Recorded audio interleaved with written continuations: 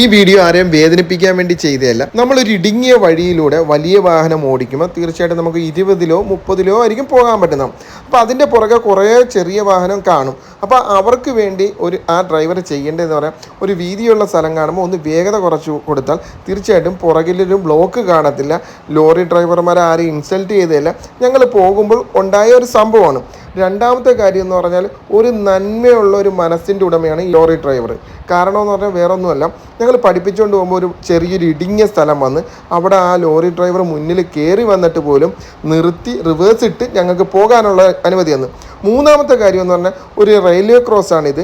ഇവിടെ ബ്ലോക്കിൽ എല്ലാവരും കിടക്കുമ്പോഴും മോട്ടോർ വാഹന നിയമപ്രകാരം ഒരു ഡ്രൈവർ ചെയ്യാൻ പാടില്ലാത്തൊരു കാര്യം അവിടെ ഒരു ഡ്രൈവർ ചെയ്യുന്നുണ്ട്. അത് ഏത് വാഹനമാണെന്ന് കമൻറ്റിലൂടെ പറയുന്നവർക്ക് തീർച്ചയായിട്ടും ലൈക്ക് ചെയ്യുന്നതായിരിക്കും. പിന്നെ അതുകൂടാതെ ഇത് ആരെയും വേദനിപ്പിക്കാൻ വേണ്ടി ചെയ്ത വീഡിയോ അല്ല, ഒന്നുകൂടെ ഉണർത്തുന്നു.